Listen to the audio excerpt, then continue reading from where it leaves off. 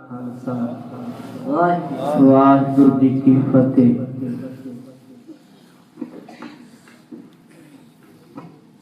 सन्मानयोग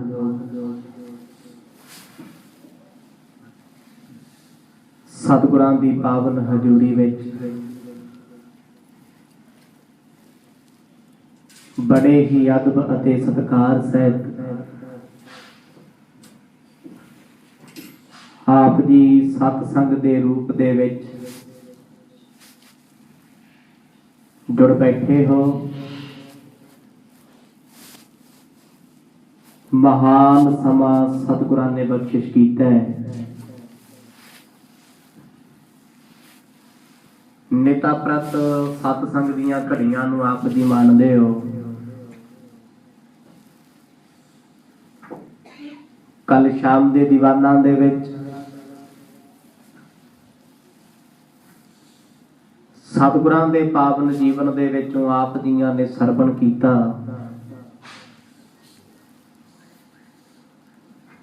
जिस वेले औरंगजेब बादशाह नूं सतगुरां दी गिरफ्तारी दी जानकारी मिली,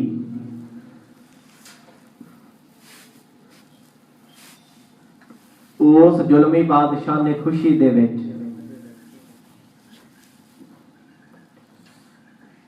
बारह 12,000 फौजी जवानां दा दस्ता एक कमांडर दी देख रेख हेठां आगरे भेज दिता है। जदों ये फौज चल के आगरे आई, कोतवाल ते सूबेदार इन्हां नूं मिले ने। सब तो पहला आके सतगुरां दे नाल मुलाकात हुई। आया होया कमांडर सेनापति लालच दिंदा है, गुरु जी जे तुसी औरंगजेब बादशाह की गल मन के इस्लाम दे विच आ जाओ, तुहाडे सारे कारज रास कीते जाणगे। जे तुसी बादशाह दी नहीं मनोगे, हो सकता है तुहानूं बड़े तसीहे दुख जीवन विच झल्लने पै जाण। हुण अज दी रात है जो मेरे सतगुरां ने बड़े आराम दे नाल गुजारनी है, उस तो बाद ते सौण ही नहीं देना। इत्थों तक कि आप संगतां ने इतिहास दे चलदे प्रवाह विच चुब्बियां ला के आनंद माणिया सी। आओ कुछ समा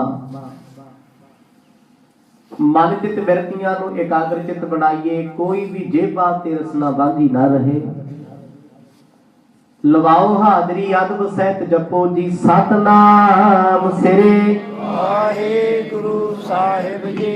सतनाम सिरे वाहिगुरु साहिब जी। इम कह जामन सुपत बिताई, भई प्रात तैयारी करवाई।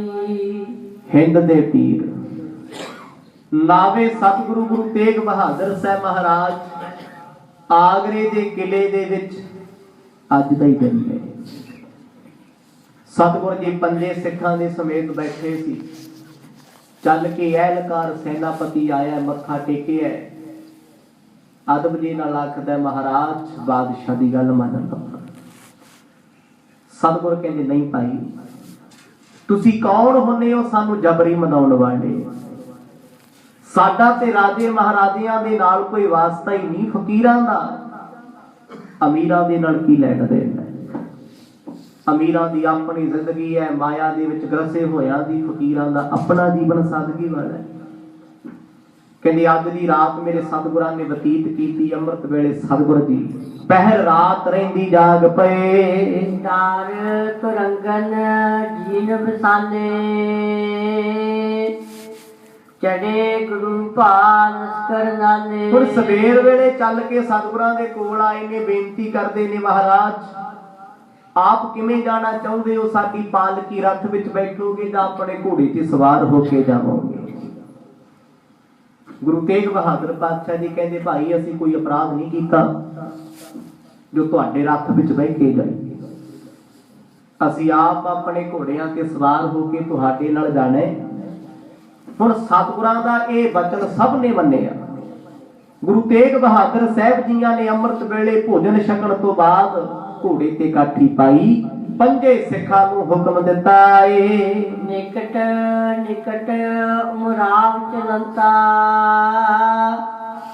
ਜਹਾਂ ਜਿਸ ਮੈਂ ਦਲ ਵੱਡ ਗਨ ਮਨੰਤਾ। ਕਿਉਂਕਿ ਸੈਨਾਪਤੀ ਉਮਰਾਵ ਸਤਿਗੁਰਾਂ ਦੇ ਨਾਲ ਚੱਲੇ ਆ। ਗੁਰੂ ਤੇਗ ਬਹਾਦਰ ਸਾਹਿਬ ਮਹਾਰਾਜ ਤੇ ਪੰਜ ਸਿੱਖ ਗ੍ਰਿਫਤਾਰੀ ਦੇ ਵਿੱਚ ਨੇ, ਹਿਰਾਸਤ ਦੇ ਵਿੱਚ ਨੇ। ਹੱਥ ਤੇ ਕੋਈ ਹੱਥ ਕੜੀ ਨਹੀਂ, ਕਿਉਂਕਿ ਹੱਥ ਕੜੀਆਂ ਲੱਗਦੀਆਂ ਨੇ ਜਿਨ੍ਹਾਂ ਨੇ ਬਹੁਤ ਵੱਡਾ ਅਪਰਾਧ ਕੀਤਾ ਹੋਵੇ ਤੇ ਭੱਜਣ ਦੀ ਸਾਜ਼ਿਸ਼ ਵਿੱਚ ਹੋਣ। ਸਤਿਗੁਰ ਦੀ ਘੋੜੇ ਤੇ ਸਵਾਰ ਹੋ ਕੇ ਆਗਰੇ ਦੇ ਕਿਲੇ ਤੋਂ ਬਾਹਰ ਨਿਕਲੇ। 12,000 ਦੀ ਫੌਜ ਨੇ ਚੱਕਰਵਿਊਹ ਬਣਾ ਲਿਆ। ਪੂਰਬ, ਪੱਛਮ, ਉੱਤਰ ਅਤੇ ਦੱਖਣ 3-3 ਹਜ਼ਾਰ ਦੀ ਫੌਜ ਵੰਡੀ ਗਈ। ਸਤਿਗੁਰ ਦੀ ਪੰਜੇ ਸਿੱਖਾਂ ਦੇ ਨਾਲ ਵਿਚਕਾਰ ਵਿੱਚ ਚੱਲਦੇ ਨੇ। ਦੁਪਕਨ ਕੇ ਤੁਖਾਏ ਕਰ ਤੋੜੇ, ਤਿਆਰੀ ਥਾਨ ਕਲਾ ਪਰ ਜੋੜੇ। ਹੁਣ ਜਦੋਂ ਸਤਿਗੁਰ ਜੀ ਚੱਲੇ ਨੇ, ਇਹ ਤੋਂ ਪਹਿਲਾਂ ਤਿਆਰੀ ਤੁਰਕਾਂ ਨੇ ਕੀਤੀ। ਕਵੀ ਜੀ ਕਹਿੰਦੇ ਬੰਦੂਕਾਂ ਦੇ ਵਿੱਚ ਅਸਲਾ ਲੋਡ ਕੀਤਾ ਗਿਆ। ਜਿਹੜੀਆਂ ਚੱਲਣ ਵਾਲੀਆਂ ਤੋਪਾਂ ਸੀ ਊਠਾਂ ਤੇ, ਉਹਨਾਂ ਦੇ ਵਿੱਚ ਪਲੀਤੇ ਲਾਏ ਗਏ। ਸਾਵਧਾਨੀ ਪੂਰੀ ਵਰਤੀ ਜਾ ਰਹੀ ਹੈ। ਕੋਈ ਦੁਸ਼ਮਣ ਸਤਿਗੁਰਾਂ ਨੂੰ ਛਡਾਉਣ ਆਵੇ ਤੇ ਜੰਗ ਲਾਇਆ ਜਾਵੇ। ਅੱਜ ਵਰਗੀਆਂ ਬੰਦੂਕਾਂ, ਤੋਪਾਂ ਤੇ ਰਾਈਫਲਾਂ ਨਹੀਂ ਸੀ ਜੋ ਰਿਮੋਟ ਨਾਲ ਚੱਲਦੀਆਂ। ਉਹਨਾਂ ਸਮਿਆਂ ਦੇ ਵਿੱਚ ਅਸਲਾ ਪਹਿਲਾਂ ਗੱਜ ਭਰ ਕੇ ਠੋਕਿਆ ਜਾਂਦਾ ਸੀ, ਪਲੀਤਾ ਲਾ ਕੇ ਪਲੀਤਾ ਦਿਖਾਇਆ ਜਾਣਾ, ਬੜੀ ਦੇਰ ਬਾਅਦ ਉਹ ਚੱਲਦਾ ਸੀ। ਹੁਣ ਇਹਨਾਂ ਨੇ ਹਰ ਪ੍ਰਕਾਰ ਦੀ ਤਿਆਰੀ ਉਸ ਵੇਲੇ ਕੀਤੀ ਹੋਈ ਹੈ। ਬੰਦੂਕਾਂ, ਰਾਈਫਲਾਂ, ਤੋਪਾਂ ਬਿਲਕੁਲ ਤਿਆਰ ਹਨ। ਸਾਵਧਾਨਤਾ ਕਰਤ ਕਨੇਰੇ, ਪੰਥ ਪ੍ਰਾਨ ਪ੍ਰਭ ਕੋ ਘੇਰੇ। ਸਤਿਗੁਰਾਂ ਨੂੰ ਘੇਰਾਬੰਦੀ ਕਰਕੇ, ਘੇਰਾ ਪਾ ਕੇ 12,000 ਦਾ ਕਾਫਲਾ ਐਲਕਾਰ ਗੁਰੂ ਸਾਹਿਬ ਦੇ ਨਾਲ ਨਾਲ ਵਿੱਚ ਵਿਚਕਾਰ ਹੈ। ਆਗਰੇ ਤੋਂ ਦਿੱਲੀ ਦੇ ਰਾਹ ਨੂੰ ਚੱਲ ਪਏ। ਸਾਰੇ ਰਸਤੇ ਦੇ ਵਿੱਚ ਨਾਕੇ ਲੱਗੇ ਨੇ, ਥਾਂ ਥਾਂ ਸਾਵਧਾਨੀ ਵਰਤੀ ਜਾਂਦੀ ਹੈ। ਇੱਕ ਪਲ ਅੱਖ ਝਪਕਣ ਦੇ ਬਰਾਬਰ ਵੀ ਐਤਵਾਰ ਨਹੀਂ ਕੀਤਾ ਜਾ ਰਿਹਾ, ਕਿਉਂਕਿ ਬਾਦਸ਼ਾਹ ਨੇ ਕਿਹਾ ਸੀ ਗੁਰੂ ਤੇਗ ਬਹਾਦਰ ਪਾਤਸ਼ਾਹ ਕਰਾਮਾਤੀ ਨੇ, ਹੋ ਸਕਦਾ ਹੈ ਘੇਰੇ ਚੋਂ ਨਿਕਲ ਵੀ ਜਾਣ। ਹੁਣ ਇੱਥੇ ਜੇ ਕਿਤੇ ਰਾਤ ਦਾ ਸਮਾਂ ਆਉਂਦਾ, 6,000 ਸੂਰਬੀਰ ਜਾਗਦਾ ਰਹਿੰਦਾ ਬੰਦੂਕਾਂ ਵਿੱਚ। 6,000 ਰਾਤ ਵੇਲੇ ਆਰਾਮ ਕਰਦਾ ਏ। ਜੀਰਗ ਮਜਲ ਕਰਤ ਚਲ ਆਏ, ਨਿਸ ਵਿਸਰਾਮੈ ਦਿਨੈ ਸਿਧਾਏ। ਹੁਣ ਸਾਰਾ ਦਿਨ ਤੁਰਦੇ ਰਹਿੰਦੇ ਨੇ, ਰਾਤ ਨੂੰ ਕਿਤੇ ਥੋੜੀ ਦੇਰ ਆਰਾਮ ਕਰਨਾ, ਥੋੜੀ, ਕਿਉਂਕਿ ਦਿੱਲੀ ਤੋਂ ਆਗਰੇ ਦਾ ਸਫ਼ਰ ਕੋਈ ਬਹੁਤ ਜ਼ਿਆਦਾ ਨਹੀਂ, ਪਰ ਤੁਰਨ ਕਰਕੇ ਸਫ਼ਰ ਬਹੁਤ ਜ਼ਿਆਦਾ ਸੀ। ਹੁਣ ਗੁਰੂ ਤੇਗ ਬਹਾਦਰ ਪਾਤਸ਼ਾਹ ਜੀ ਸਰੀਰਕ ਤੌਰ ਤੇ ਆਜ਼ਾਦੀ ਵਿੱਚ ਨਹੀਂ, ਜਿਵੇਂ ਪਹਿਲਾਂ ਸਿੱਖਾਂ ਨਾਲ ਵਿਚਰਦੇ ਸੀ, ਆਪ ਆਨੰਦ ਸਭ ਨੂੰ ਬਖਸ਼ਦੇ ਸੀ। ਅੱਜ ਸਤਿਗੁਰਾਂ ਦੇ ਆਸੇ-ਪਾਸੇ ਤੇ ਇਹ ਕਹਿ ਲੋ ਜਮਦੂਤ ਹੀ ਜਮਦੂਤ ਫਿਰਦੇ ਨੇ। ਪਰ ਗੁਰੂ ਤੇਗ ਬਹਾਦਰ ਸਾਹਿਬ ਜੀਆਂ ਦੇ ਚਿਹਰੇ ਤੇ ਪਹਿਲਾਂ ਵਰਗੀ ਲਾਲੀ ਹੈ, ਚੜ੍ਹਦੀ ਕਲਾ ਦੇ ਵਿੱਚ ਹਨ। ਪੰਚੋ ਸਿੱਖ ਸੰਗ ਗੁਰ ਚਾਲੇ, ਸਭ ਬਿਦ ਸੇਵਾ ਕਰੈ ਬਿਸਾਲੇ। ਹੁਣ ਪੰਜ ਸਿੱਖ ਸਤਿਗੁਰਾਂ ਦੇ ਨਾਲ ਚੱਲਣ ਵਾਲੇ ਹੈਰਾਨ ਤੇ ਜ਼ਰੂਰ ਨੇ, ਪਰ ਡਰਿਆ ਨਹੀਂ ਉਹਨਾਂ ਚੋਂ ਕੋਈ। ਬੇਪਰਵਾਹ ਚੜ੍ਹਦੀ ਕਲਾ ਚ ਤੁਰਦੇ ਨੇ। ਜਿੱਥੇ ਸਾਡੇ ਸਤਿਗੁਰ ਜਾਣਗੇ ਉੱਥੇ ਅਸੀਂ ਜਾਣਾ ਹੈ। ਇਹ ਤੇ ਖੇਡ ਸੀ ਮੇਰੇ ਸਤਿਗੁਰਾਂ ਦੀ ਕਿਰਪਾਕਾਰੀ ਦੇਣ। ਹੁਣ ਸਤਿਗੁਰ ਜੀ ਕਿਸੇ ਫੌਜੀ ਦੇ ਹੱਥ ਤੋਂ ਭੋਜਨ ਨਹੀਂ ਛਕਦੇ, ਕਿਉਂਕਿ ਅੰਮ੍ਰਿਤਧਾਰੀ ਗੁਰਸਿੱਖ ਹੋਵੇ ਭਾਵੇਂ ਜਾਂ ਕੋਈ ਬੰਦਗੀ ਵਾਲਾ ਹੋਵੇ, ਉਹ ਕਦੇ ਨਾਸਤਕਾਂ ਦੇ ਹੱਥ ਦਾ ਭੋਜਨ ਨਹੀਂ ਖਾਂਦਾ ਹੁੰਦਾ। ਕਿਉਂ? ਕੋਈ ਸ਼ਰਾਬ ਪੀਣ ਵਾਲਾ ਹੈ, ਮਾਸ ਖਾਣ ਵਾਲਾ ਹੈ, ਉਹਦੇ ਹੱਥ ਦਾ ਪੀਤਾ ਪਾਣੀ ਵੀ ਸ਼ਰਾਬ ਜੈਸਾ ਹੈ। ਬਾਣੀ ਪੜ੍ਹ ਕੇ ਵੇਖ ਲਓ, ਅਸਰ ਹੋਏਗਾ ਜੀਵਨ। ਮਨਮੁਖਾਂ ਦੇ ਕੋਲੋਂ ਲੈ ਕੇ ਭੋਜਨ ਖਾਧਾ ਜੀਵਨ ਤੇ ਅਸਰ ਕਰਦਾ ਹੈ। ਤੇ ਗੁਰੂ ਤੇਗ ਬਹਾਦਰ ਪਾਤਸ਼ਾਹ ਜੀ ਫੌਜੀਆਂ ਦੇ ਖਾਣੇ ਚੋਂ ਖਾਣਾ ਨਹੀਂ ਖਾਂਦੇ। ਰਸਤਾ ਲੈ ਕੇ ਪੰਜੇ ਸਿੱਖ ਸਤਿਗੁਰਾਂ ਦੇ ਵਾਸਤੇ ਭੋਜਨ ਤਿਆਰ ਕਰਦੇ ਨੇ, ਤਾਂ ਕਿਤੇ ਇੱਕ ਅੱਧਾ ਫੁਲਕਾ ਗੁਰੂ ਤੇਗ ਬਹਾਦਰ ਸਾਹਿਬ ਛਕਦੇ ਨੇ। ਕੋਈ ਲਾਲਚ ਨਹੀਂ। ਸਿਧ ਰਸੋਈ ਕਰ ਤ੍ਰਿਪਤਾਵੈ, ਜਾਮ ਨਿਸਾਤੇ ਠਾਨ ਕਰਾਵੇ। ਹੁਣ 3-4 ਰਾਤਾਂ ਰਸਤੇ ਵਿੱਚ ਬਤੀਤ ਹੋਈਆਂ। ਰਾਤ ਵੇਲੇ ਸਿੱਖ ਭੋਜਨ ਤਿਆਰ ਕਰਦੇ ਨੇ, ਸਿੱਖ ਛਕ ਲੈਂਦੇ ਨੇ। ਗੁਰੂ ਸਾਹਿਬ ਇੱਕ ਵਕਤ ਭੋਜਨ ਕਰਦੇ ਨੇ, ਘੱਟ ਬੋਲਦੇ ਨੇ, ਘੱਟ ਛਕਦੇ ਨੇ, ਬਹੁਤਾ ਹੁਣ ਦੁਨੀਆ ਦੇ ਨਾਲ ਲਗਾਵ ਨਹੀਂ ਰੱਖਦੇ। ਸਤਿਗੁਰ ਜੀ ਬੇਪਰਵਾਹ ਅਲਮਸਤ ਹੋ ਕੇ ਤੁਰ ਰਹੇ। ਸਿੱਖ ਸਤਿਗੁਰਾਂ ਦੇ ਸਾਰੇ ਇਸ਼ਾਰਿਆਂ ਨੂੰ ਜਾਣਦੇ ਨੇ। ਰਸਤੇ ਵਿੱਚ ਤੁਰਿਆ ਜਾਂਦਾ, ਐਲਕਰ ਗੱਲਾਂ ਕਰਦਾ, ਮਹਾਰਾਜ ਤੁਸੀਂ ਬਾਦਸ਼ਾਹ ਦੀ ਜੇ ਮੰਨ ਲਵੋ, ਹੋ ਸਕਦਾ ਬਾਦਸ਼ਾਹ ਤੁਹਾਨੂੰ ਗੁਰੂ ਧਾਰਨ ਕਰ ਲੈ। ਔਰੰਗਜ਼ੇਬ ਬਾਦਸ਼ਾਹ ਤੁਹਾਡੀ ਹਰ ਗੱਲ ਮੰਨੇ ਜੇ ਤੁਸੀਂ ਬਾਦਸ਼ਾਹ ਦੀ ਮੰਨ ਲਵੋ। ਤੋਰਨ ਦਿਨ ਮਹਿ ਪਹੁੰਚੇ ਆਈ, ਪ੍ਰਥਮ ਸ਼ਾਹੋ ਢਿਗ ਸਦ ਪਹੁੰਚਾਈ। ਕਹਿੰਦੇ ਇਹ ਕਾਫਲਾ ਚੱਲਦਾ ਚੱਲਦਾ ਥੋੜੇ ਦਿਨਾਂ ਬਾਅਦ ਦਿੱਲੀ ਸ਼ਹਿਰ ਪਹੁੰਚ ਗਿਆ। ਹੁਣ ਬਾਦਸ਼ਾਹ ਦੀ ਨੌਲੇਜ ਤੋਂ ਬਗੈਰ ਇਹ ਕਾਫਲਾ ਅੱਗੇ ਨਹੀਂ ਵੱਧ ਸਕਦਾ। ਜਮਨਾ ਦੇ ਕਿਨਾਰੇ ਆ ਕੇ ਡੇਰਾ ਲਾਇਆ ਗਿਆ। ਅੱਗੇ ਸਤਿਗੁਰ ਆਉਂਦੇ ਸੀ ਆਜ਼ਾਦ ਹੋ ਕੇ, ਅੱਜ ਸਤਿਗੁਰ ਨੇ ਗ੍ਰਿਫਤਾਰੀ ਦੇ ਵਿੱਚ। ਇਹ ਇੱਕ ਸਤਿਗੁਰਾਂ ਦਾ ਜੋਜ ਕਹਿ ਲਓ, ਖੇਡ ਕਹਿ ਲਓ। ਅੱਜ ਦੇ ਦਿਨ ਵੀ ਤੇ ਚੱਲ ਰਹੇ ਨੇ ਸ਼ਹੀਦੀ ਪੰਦਰਵਾੜਾ। ਧੰਨ ਦਸ਼ਮੇਸ਼ ਪਿਤਾ ਸਤਿਗੁਰ ਜੀ, ਜਿਨ੍ਹਾਂ ਦਾ ਕੋਈ ਕੁਝ ਨਹੀਂ ਵਿਗਾੜ ਸਕਦਾ ਸੀ, ਫੇਰ ਵੀ ਉਹਨਾਂ ਨੇ ਜੋ ਕਰਮਾਂ ਵਿੱਚ ਲਿਖਿਆ ਉਹ ਕਰਕੇ ਵਿਖਾਇਆ, ਉਹਨੂੰ ਟਾਲਿਆ ਨਹੀਂ। ਅੱਜ ਦੇ ਦਿਨ ਇਸੇ ਅਨੰਦਪੁਰ ਸਾਹਿਬ ਤੋਂ ਵਿਛੜਿਆ ਪਰਿਵਾਰ ਚੱਲਿਆ ਹੋਇਆ, ਸਰਸਾਂ ਦੇ ਨਟ ਕੱਢੇ ਆ ਕੇ ਖੀਰੂ ਖੀਰੂ ਹੋ ਗਏ। ਇੱਧਰ ਗੁਰੂ ਤੇਗ ਬਹਾਦਰ ਪਾਤਸ਼ਾਹ ਜੀ ਸਿੱਖਾਂ ਦੇ ਸਮੇਤ ਰੁਕੇ। ਹੁਣ ਇੱਥੇ ਆਇਆ ਐਲਕਾਰ, ਉਹਨੇ ਇੱਕ ਘੋੜਸਵਾਰ ਨੂੰ ਕੋਲ ਬੁਲਾ ਕੇ ਆਖਿਆ, ਔਰੰਗਜ਼ੇਬ ਬਾਦਸ਼ਾਹ ਨੂੰ ਕਹਿ ਦਿਓ ਫੌਜਾਂ 12,000 ਸਹੀ ਸਲਾਮਤ ਦਿੱਲੀ ਆਣ ਪਰਤੀਆਂ ਨੇ। ਹਿੰਦੁਨ ਗੁਰੂ ਸ਼੍ਰੀ ਤੇਗ ਬਹਾਦਰ, ਆਨਿਓ ਸਹਿਤ ਸੁਚੇਤੀ ਸਾਦਰ। ਤੇ ਇਹ ਵੀ ਜਾ ਕੇ ਬਾਦਸ਼ਾਹ ਨੂੰ ਕਹਿ ਦਿਓ ਸਿੱਖਾਂ ਤੇ ਹਿੰਦੂਆਂ ਦੇ ਗੁਰੂ ਤੇਗ ਬਹਾਦਰ ਪਾਤਸ਼ਾਹ ਨੂੰ ਅਸੀਂ ਬੜੀ ਚੌਕਸੀ ਨਾਲ ਲੈ ਕੇ ਆਏ ਆ, ਸਾਵਧਾਨੀ ਨਾਲ ਲੈ ਕੇ ਆਏ ਆ। ਉਹ ਸਾਡੀ ਗ੍ਰਿਫਤਾਰੀ ਦੇ ਵਿੱਚ ਨੇ, ਹਿਰਾਸਤ ਵਿੱਚ ਨੇ, ਤੇ ਤੁਹਾਡੇ ਦਿੱਲੀ ਸ਼ਹਿਰ ਦੇ ਵਿੱਚ ਨੇ। ਤੇ ਤੁਸੀਂ ਦੱਸੋ ਬਾਦਸ਼ਾਹ ਜੀ ਹੁਣ ਸਤਿਗੁਰਾਂ ਨੂੰ ਕਿੱਥੇ ਲੈ ਕੇ ਜਾਣਾ ਹੈ? ਸਿੱਧਾ ਤੁਹਾਡੇ ਕੋਲ ਲੈ ਕੇ ਆਈਏ, ਜੇਲ੍ਹ ਭੇਜਣਾ ਹੈ, ਕਿੱਥੇ ਲੈ ਕੇ ਜਾਣਾ ਏ? ਜਥਾ ਹੁਕਮ ਅਬ ਰਾਵਰ ਕੇਰਾ, ਤਥਾ ਕਰੈ ਕਰਵਾਵਹਿ ਡੇਰਾ। ਐਲਕਾਰ ਨੇ ਖੱਤ ਲਿਖਿਆ, ਬਾਦਸ਼ਾਹ ਜੀ ਜੋ ਤੁਸੀਂ ਹੁਕਮ ਕਰੋਗੇ ਉਸੇ ਮੁਤਾਬਕ ਸਤਿਗੁਰਾਂ ਦਾ ਟਿਕਾਣਾ ਕਰਾਇਆ ਜਾਏਗਾ। ਕਿਉਂਕਿ ਬਾਦਸ਼ਾਹ ਦੇ ਹੁਕਮਾਂ ਦੇ ਤਹਿਤ ਗੁਰੂ ਤੇਗ ਬਹਾਦਰ ਸਾਹਿਬ ਜੀ ਨੂੰ ਆਗਰੇ ਤੋਂ 12,000 ਦੀ ਫੌਜ ਲੈ ਕੇ ਆਈ। ਇੱਥੇ ਵੀ ਸਾਵਧਾਨੀ ਹੈ। ਜਦੋਂ ਲੋਕਾਂ ਨੂੰ ਪਤਾ ਲੱਗਿਆ ਸਤਿਗੁਰ ਆਏ ਨੇ, ਸਿੱਖ ਸੰਗਤਾਂ ਘੇਰਾ ਤੋੜ ਕੇ ਗੁਰੂ ਸਾਹਿਬ ਨੂੰ ਮਿਲਣਾ ਚਾਹੁੰਦੀਆਂ ਨੇ, ਪਰ ਫੌਜਾਂ ਮਿਲਣ ਨਹੀਂ ਦੇ ਰਹੀਆਂ।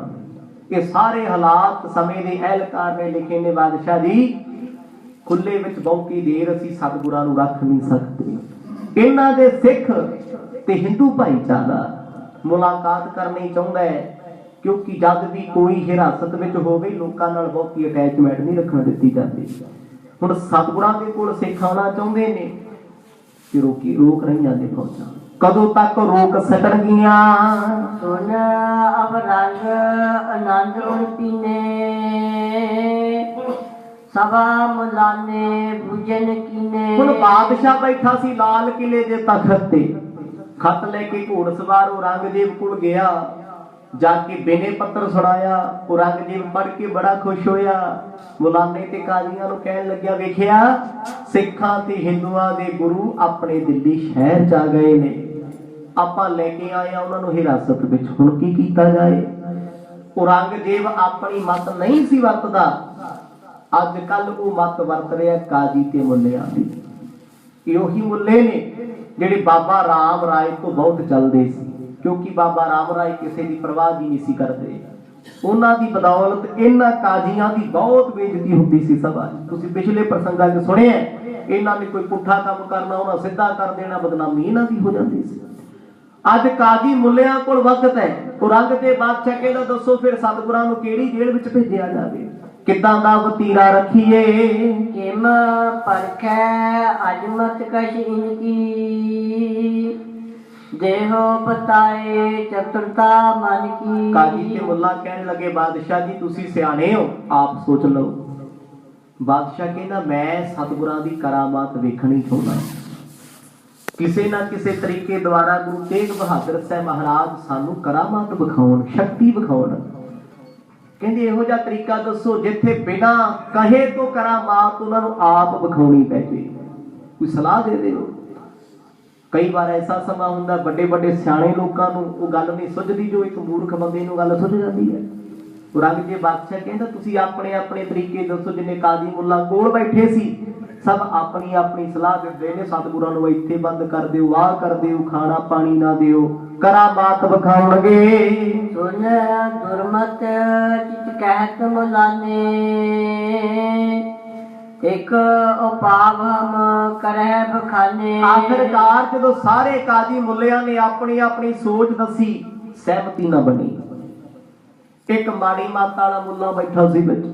ਮੁੱਲਾ ਹੁੰਦੇ ਨੇ ਪੜਾਉਣ ਵਾਲੇ, ਵਿਦਿਆ ਦੇਣ ਵਾਲੇ ਮਦਰਸਿਆਂ 'ਚ, ਤੇ ਕਾਜ਼ੀ ਹੁੰਦੇ ਨੇ ਜੱਜ। ਮੁੱਲੇ ਵਿਦਵਾਨ ਹੁੰਦੇ ਨੇ। ਆਖਿਰਕਾਰ ਇੱਕ ਮੁੱਲੇ ਨੇ ਸਾਰਿਆਂ ਨਾਲ ਸਲਾਹ ਕੀਤੀ, ਕਹਿੰਦਾ ਮੇਰੀ ਗੱਲ ਮੰਨੋ, ਸਿੱਖਾਂ ਦੇ ਗੁਰੂ ਤੋਤੇ ਵਾਂਗ ਬੋਲਣਗੇ ਆਪ। ਔਰੰਗਜ਼ੇਬ ਨੂੰ ਕਹਿਣ ਲੱਗੇ ਬਾਦਸ਼ਾਹ ਜੀ ਗੱਲ ਸਾਡੀ ਬਹੁਤ ਚੰਗੀ ਹੈ, ਜੇ ਤੁਹਾਨੂੰ ਚੰਗੀ ਲੱਗੇ। ਔਰੰਗਜ਼ੇਬ ਕਹਿੰਦਾ ਛੇਤੀ ਦੱਸੋ, ਮੈਂ ਸੁਣਨੀ ਚਾਹੁੰਦਾ ਹਾਂ। ਪੁਰ ਮਹਿ ਏਕ ਹਵੇਲੀ ਹੈ, ਸੁਣੀ ਪੜੀ ਨਹੀਂ ਕੋ ਰਹਿ। ਇਹ ਮੁੱਲਾ ਕਹਿੰਦਾ ਹੈ ਸਾਡੇ ਦਿੱਲੀ ਸ਼ਹਿਰ ਦੇ ਵਿੱਚ ਬਾਹਰ ਦਿੱਲੀ ਤੋਂ ਇੱਕ ਹਵੇਲੀ ਹੈ ਜੋ ਅੱਜ ਕੱਲ ਖੰਡਰ ਦਾ ਰੂਪ ਹੈ। ਉਸ ਹਵੇਲੀ ਵਿੱਚ ਕੋਈ ਰਾਜਾ ਵੀ ਰਹਿਣਾ ਨਹੀਂ ਚਾਹੁੰਦਾ। ਇਹ ਕਹਿ ਲੋ ਜੰਗਲਾਂ ਵਾਲੇ ਹਾਲਾਤ ਨੇ, ਕਬੂਤਰ ਬੋਲ ਰਹੇ ਨੇ। ਰਾਤ ਵੇਲੇ ਤੇ ਉਸ ਹਵੇਲੀ ਵਿੱਚ ਕਿਹਨੇ ਜਾਣਾ ਹੈ? ਦਿਨ ਦਿਹਾੜੇ ਵੀ ਕੋਈ ਫੌਜੀਆਂ ਸਿਪਾਹੀਆਂ ਦੇ ਸਮੇਤ ਉੱਥੇ ਜਾਣਾ ਪਸੰਦ ਨਹੀਂ ਕਰਦਾ। ਨਹਿ ਬਸਬੋ ਕੋ ਕਾਰਨ ਜਾਨੋ, ਰਹਿ ਤਾ ਕੋ ਪ੍ਰੇਤ ਕੇ ਦਾਨੋ। ਬਾਦਸ਼ਾਹ ਕਹਿੰਦਾ ਕਿਉਂ ਭਾਈ ਉਹ ਹਵੇਲੀ 'ਚ ਲੋਕ ਕਿਉਂ ਨਹੀਂ ਜਾਂਦੇ? ਮੁੱਲਾ ਕਹਿੰਦਾ ਬਾਦਸ਼ਾਹ ਜੀ ਕਈ ਸਾਲ ਪਹਿਲਾਂ ਤੋਂ ਉਸ ਹਵੇਲੀ ਵਿੱਚ ਕਿਸੇ ਭੂਤ ਪ੍ਰੇਤ ਦਾ ਵਸ ਹੈ, ਉੱਥੇ ਕੋਈ ਨਹੀਂ ਜਾਂਦਾ। ਜਿਹੜਾ ਵੀ ਗਿਆ ਉਹ ਘਰ ਚੋਂ ਉਜੜੇ ਆਈ ਗਏ। ਜਿਨ੍ਹਾਂ ਘਰਾਂ 'ਚ ਪ੍ਰੇਤਾਂ ਦੇ ਵਾਸੇ ਹੁਣ ਉਹ ਘਰਾਂ 'ਚ ਸਦਾ ਲੜਾਈ ਰਹਿੰਦੀ ਹੈ, ਕਦੇ ਪਿਆਰ ਨਹੀਂ ਹੁੰਦਾ, ਆਪਣੇ ਆਪਣੇ ਵਿਚਾਰ ਹੁੰਦੇ, ਪਲਾਂ 'ਚ ਲੜ ਪੈਂਦੇ, ਪਰਾਂ 'ਚ ਹੱਸ ਪੈਂਦੇ। ਆਖਣ ਲੱਗੇ ਜੀ ਉੱਥੇ ਭੂਤਾਂ ਪ੍ਰੇਤਾਂ ਦਾ ਵਾਸ ਹੈ ਤੇ ਕੋਈ ਨਹੀਂ ਵਸਦਾ। ਇਹ ਹਵੇਲੀ ਬਣਾਈ ਸੀ ਕਿਸੇ ਨਵਾਬ ਨੇ, ਅਮੀਰਜ਼ਾਦੇ ਨੇ, ਪਰ ਉਹ ਵਸ ਨਾ ਸਕਿਆ। ਉਹਦੀ ਵੰਸ਼ ਵੀ ਖਤਮ ਹੋਈ, ਜਿੰਨੇ ਪਰਿਵਾਰ ਆਏ ਇੱਥੋਂ ਉੱਜੜ ਕੇ ਗਏ। ਜੋ ਜਿਸ ਮੈਂ ਨਿਸਬਾਸ ਕਰੰਤਾ, ਵੱਡੇ ਤਰਾਸ ਕੋ ਪਾਏ ਮਰੰਤਾ। ਬਾਦਸ਼ਾਹ ਕਹਿੰਦਾ ਭਾਈ ਸਤਿਗੁਰਾਂ ਨੂੰ ਭੇਜਾਂਗੇ ਤੇ ਕੀ ਹੋਏਗਾ? ਮੁੱਲਾ ਬੜੀ ਚਲਾਕੀ ਨਾਲ ਬੋਲਿਆ, ਕਹਿੰਦਾ ਜੀ ਅੱਜ ਤੱਕ ਕੋਈ ਬੰਦਾ ਸਾਨੂੰ ਏਦਾਂ ਦਾ ਨਹੀਂ ਮਿਲਿਆ ਜਿਹੜਾ ਉਸ ਹਵੇਲੀ ਵਿੱਚ ਰਾਤ ਨੂੰ ਸੁੱਤਾ ਹੋਵੇ ਤੇ ਉੱਠ ਕੇ ਆਖੇ ਮੈਂ ਚੰਗੀ ਤਰ੍ਹਾਂ ਰਾਤ ਕੱਟ ਕੇ ਆਇਆ ਜਾ ਕੇ। ਜਿਹਨੇ ਵੀ ਰਾਤ ਕੱਟੀ ਮਾਰਿਆ ਗਿਆ। ਉਹ ਪ੍ਰੇਤ ਖੂਨ ਪੀਣ ਵਾਲੇ ਭੂਤ ਪ੍ਰੇਤ ਜੋ ਦੂਜੇ ਦਾ ਨੁਕਸਾਨ ਕਰਦੇ ਨੇ। ਇਸ ਕਰਕੇ ਬਾਦਸ਼ਾਹ ਜੀ ਉਹ ਹਵੇਲੀ ਨੂੰ ਖੰਡਰ ਕਿਹਾ ਜਾਂਦਾ ਹੈ, ਖੰਡਰਾਤ ਹੈ। ਲੋਕੀ ਡਰਦੇ ਨੇ, ਉੱਥੇ ਕੋਈ ਜਾਂਦਾ ਨਹੀਂ। ਲਗੇ ਰਜ ਤਪਨ ਕਈ ਹਜ਼ਾਰ, ਤਜੀ ਸਬਰ ਸੋ ਡਰ ਉਰਤਾਰ। ਕਹਿੰਦੇ ਹਜ਼ਾਰਾਂ ਲੱਖਾਂ ਰੁਪਇਆ ਲਾਉਣ ਵਾਲੇ ਨੇ ਹਵੇਲੀ ਤੇ ਬਰਬਾਦ ਕੀਤਾ, ਪਰ ਉਹ ਘਰ ਹੀ ਇਹੋ ਜਿਹਾ ਉਹ ਵਸਿਆ ਹੀ ਨਹੀਂ ਕਦੇ। ਕਹਿੰਦੇ ਬਾਦਸ਼ਾਹ ਨੂੰ ਗੱਲ ਚੰਗੀ ਲੱਗੀ। ਤੂੰ ਕਿਉਂ ਏਦਾਂ ਕਰਨਾ ਚਾਹੁੰਦੇ? ਔਰੰਗਜ਼ੇਬ ਦੀ ਸੋਚ ਮੈਂ ਸਤਿਗੁਰਾਂ ਨੂੰ ਨਾ ਕਮਾ ਕਰਾਮਾਤ ਵਿਖਾਓ। ਉਹ ਇਹੋ ਜਿਹੇ ਵਕਤ ਤੋਂ ਮਜਬੂਰ ਹੋ ਜਾਣ, ਕਰਾਮਾਤ ਆਪ ਹੀ ਵਿਖਾ ਦੇਣਗੇ। ਗੁਰੂ ਤੇਗ ਬਹਾਦਰ ਸਾਹਿਬ ਜੀਆਂ ਦੇ ਪਰਖਾਏ ਫੈਸਲਾ ਲਿਆ ਜਾ ਰਿਹਾ। ਔਰੰਗਜ਼ੇਬ ਫਿਰ ਬੋਲਿਆ, ਕਹਿੰਦਾ ਉਹ ਸਤਿਕਾਰਯੋਗ ਨੇ, ਜੇ ਆਪਾਂ ਉਹਨਾਂ ਨੂੰ ਇਹੋ ਜਿਹੇ ਖੰਡਰ ਵਿੱਚ ਭੇਜਾਂਗੇ, ਹਵੇਲੀ ਵਿੱਚ ਭੇਜਾਂਗੇ, ਉਹ ਕਦੇ ਵੀ ਸਾਡੀ ਗੱਲ ਨਹੀਂ ਮੰਨਣਗੇ। ਕਿਉਂਕਿ ਇੱਕ ਨੂੰ ਤੁਸੀਂ ਸਤਿਕਾਰ ਦੇ ਨਾਲ ਲੈ ਕੇ ਆਏ ਹੋ, ਅੰਦਰ ਇੱਕ ਚਾਹਤ ਹੈ ਸ਼ਾਇਦ ਸਾਡੀ ਬੋਲੀ ਬੋਲਣ। ਫਿਰ ਉੱਥੇ ਤੇ ਪਿਆਰ ਚੱਲਦਾ ਹੈ, ਪ੍ਰੇਮ ਚੱਲਦਾ ਹੈ। ਪਰ ਔਰੰਗਜ਼ੇਬ ਨੂੰ ਬਾਰ-ਬਾਰ ਮੁੱਲੇ ਇੱਕੋ ਗੱਲ ਕਹਿੰਦੇ ਨੇ, ਵੇਖ ਤੇ ਲਵਾਂਗੇ ਜੀ ਸਿੱਖਾਂ ਦੇ ਗੁਰੂ 'ਚ ਕਰਾਮਾਤ ਹੈ ਕਿ ਨਹੀਂ, ਜਾਂ ਐਵੇਂ ਲੋਕਾਂ ਨੇ ਰੌਲਾ ਪਾਇਆ ਹੋਇਆ। ਕਿਉਂ ਜਵਾਨਾ ਮੱਥਾ ਟੇਕਦਾ ਹੈ? ਇਹ ਵੀ ਪਰਖ ਹੋ ਜੇਗੀ। ਨਹਿ ਪ੍ਰਵੇਸ਼ ਜਿਨ ਮੈਂ ਭੀ ਕਰੈ, ਮਾਰਨਾ ਦੇ ਜੀਵ ਤੇ ਹੁਣ ਡਰੈ। ਬਾਦਸ਼ਾਹ ਦੀ ਕਚਹਿਰੀ ਦੇ ਵਿੱਚ ਇਸ ਗੱਲ ਦਾ ਰੌਲਾ ਪੈ ਰਿਹਾ ਬਾਰ-ਬਾਰ। ਕਹਿੰਦੇ ਜ਼ਰੂਰਤ ਨਹੀਂ ਕਿਸੇ ਦੀ ਕੋਈ ਦਿਨੇ ਵੀ ਉਸ ਹਵੇਲੀ ਵਿੱਚ ਕੱਲਾ ਜਾਵੇ। ਬਾਦਸ਼ਾਹ ਜੀ ਮੰਨੋ ਤੇ ਸਹੀ ਗੱਲ, ਸਿੱਖਾਂ ਦੇ ਗੁਰੂ ਨੂੰ ਕੱਲਿਆ ਭੇਜਿਓ, 5 ਸਿੱਖਾਂ ਨੂੰ ਨਾਲ ਨਾ ਭੇਜਿਓ।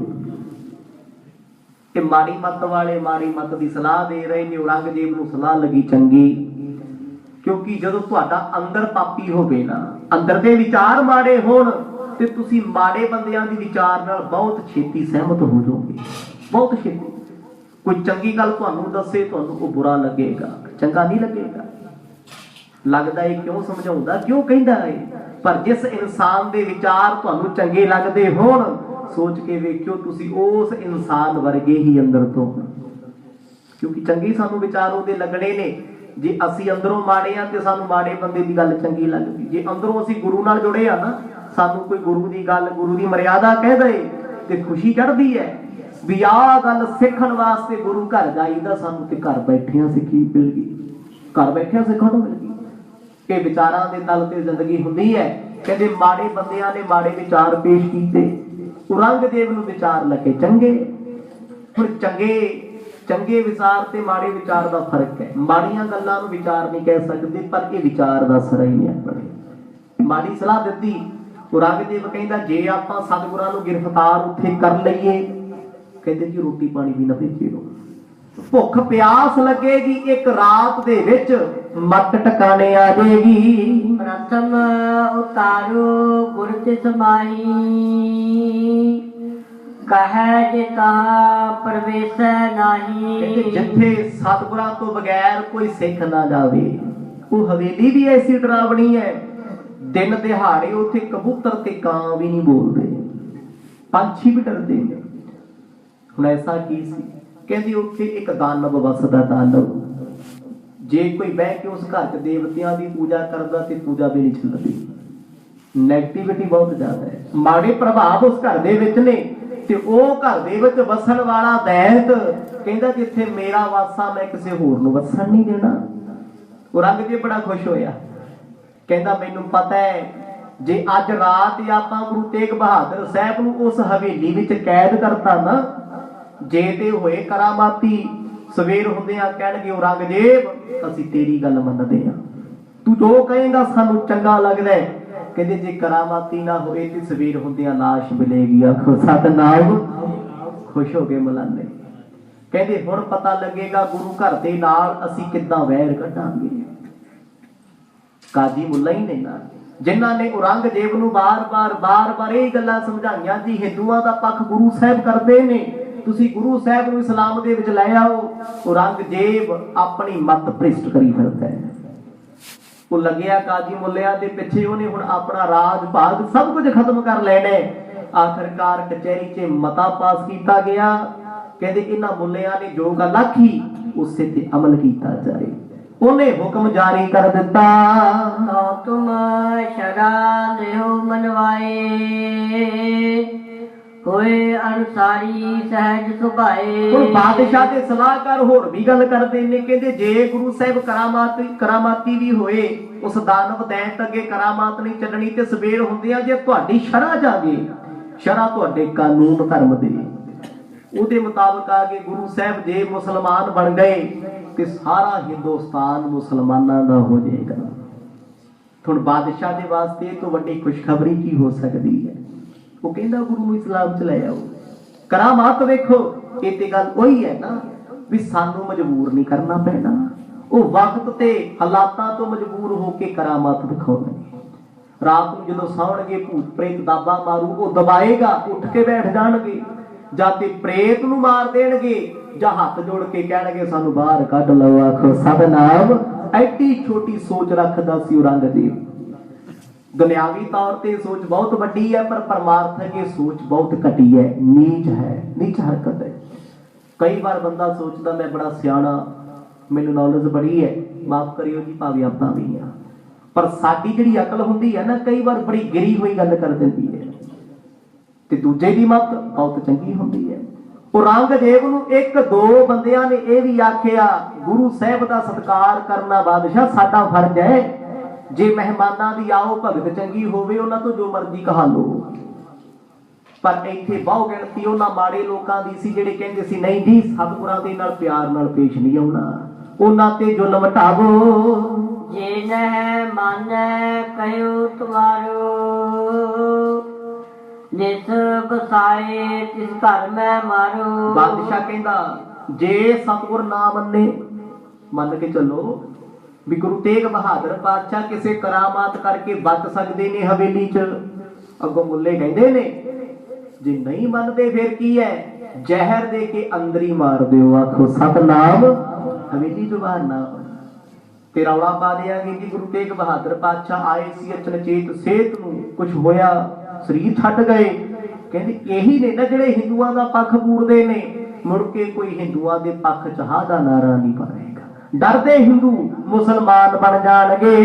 ਸੁਨ ਅਬ ਰੰਗ ਜਾਨ ਚਤੁਰਾਈ, ਸੰਗ ਮੁਲਾਨੇ ਸਾਧ ਅਲਾਈ। ਕਹਿੰਦੇ ਮਾੜਿਆਂ ਦੀ ਮੱਤ ਧਾਰਨ ਕਰਕੇ ਔਰੰਗਜ਼ੇਬ ਨੇ ਹੁਕਮ ਸੁਣਾ ਦਿੱਤਾ। ਮੇਰੇ ਸਤਿਗੁਰ ਤੇ ਅੰਤਰਜਾਮੀ ਸੀ, ਉਹਨਾਂ ਨੇ ਪੰਜੇ ਸਿੱਖਾਂ ਨੂੰ ਪਹਿਲਾਂ ਹੀ ਕਹਿਤਾ, ਸਿੱਖੋ ਕਸਵੱਟੀ ਲੱਗਣੀ ਸਾਡੇ ਤੇ, ਕਿਤੇ ਗਲਤੀ ਨਾਲ ਤੁਸੀਂ ਕਰਾਮਾਤ ਨਾ ਵਿਖਾ ਦਿਓ, ਆਖੋ ਸਤਨਾਮ। ਮਰਦ ਨੂੰ ਖਤਰਾ ਸੀ ਭਾਈ ਮਤੀ ਦਾਸ ਜੀ ਤੋਂ, ਪਤਾ ਸੀ ਇਹ ਬੜੀ ਛੇਤੀ ਕਹਿ ਦਿੰਦੇ ਨੇ ਮਰਦ ਕਰਾਮਾਤ ਮੈਂ ਵਿਖਾਵਾਂ, ਉਲਟੇ ਕਰਦੇ ਆ ਸਾਰਿਆਂ ਨੂੰ। ਗੁਰੂ ਸਾਹਿਬ ਕਹਿੰਦੇ ਮਤੀ ਦਾਸ ਜੀ ਹੱਥ ਜੋੜ ਕੇ ਬੇਨਤੀ ਹੈ ਸਬਰ ਰੱਖਣਾ ਹੈ, ਸਬਰ। ਇਹ ਜ਼ਾਲਮਾਂ ਨੇ ਸਾਡਾ ਸਬਰ ਪਰਖਣਾ, ਅਸੀਂ ਜਬਰ ਅੱਗੇ ਆਪਣਾ ਸਬਰ ਨਹੀਂ ਝੁਕਾਉਣਾ, ਆਖੋ ਸਤਨਾਮ।